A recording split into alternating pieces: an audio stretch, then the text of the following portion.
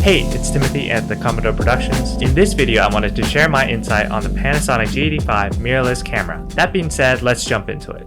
So why is the G85 such a great starting professional camera? So first, the budget. When you start out in the filmmaking industry, the gear you add to cart can really destroy your wallet fast. I mean fast. Panasonic G85 was a great option because it had pretty much everything that you need to get started.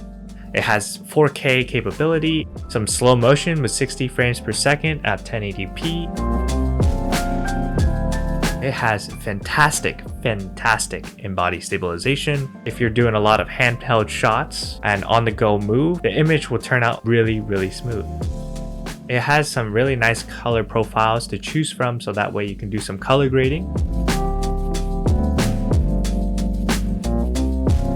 It even has a flip out screen, which I personally love because before I used this camera, I used a Nikon D3300 and I always had to contort my body in different ways to get the shot I wanted because I couldn't see the little screen monitor, but having this little flip out screen really did the trick for me. This camera is a fantastic option for those who are just starting out in the filmmaking industry or are on a lower budget. It offers a lot of capabilities that you wouldn't find in any other camera.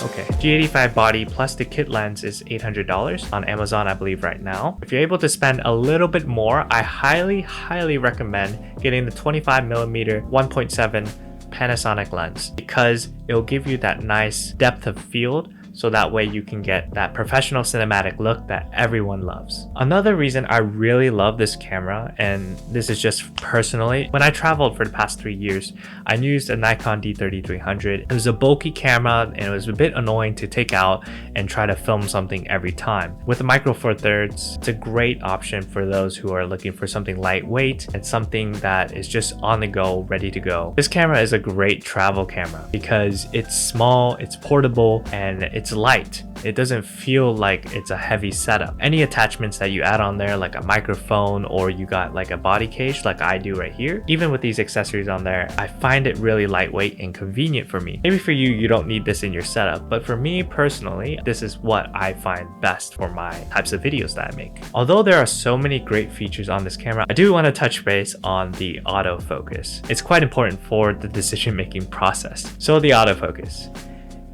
It is complete shit, honestly. This autofocus system is pretty bad in my opinion, so kind of step back and see what your goals in your types of videos that you want to make.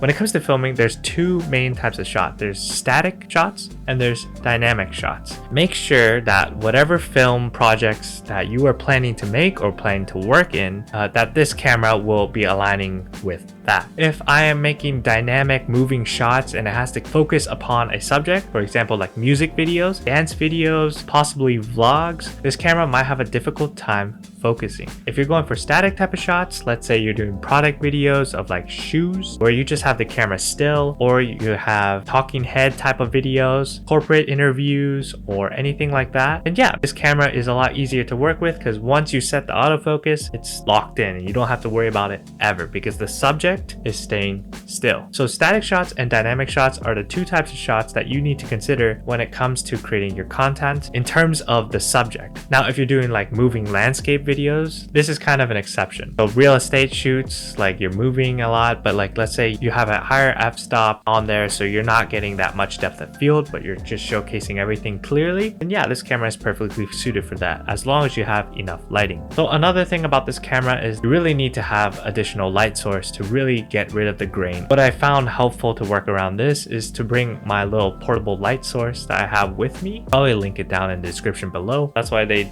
kind of tease Panasonic users for coming out during the day and we don't really go out at night to shoot. Does that mean you don't shoot out at night? No, for me personally, I love shooting out at night. It's just that it's a little bit harder if there's no light source, and you know, cranking up that ISO, you're gonna get a lot of grain on that in comparison to maybe other cameras that are really well suited for this. So yeah, that's all I have to share with you about this camera, the G85. Hopefully you enjoyed my insight upon it. I personally love this camera so much that I haven't changed it just yet. Even though I worked with other cameras and have rented them out to use for some certain projects, I personally kept this camera just because it filled my criteria when it came to making videos. So that's all the time we have today. If you guys liked my video, please leave a comment, like, and subscribe. Hit that notification bell, and I'll see you guys in the next video.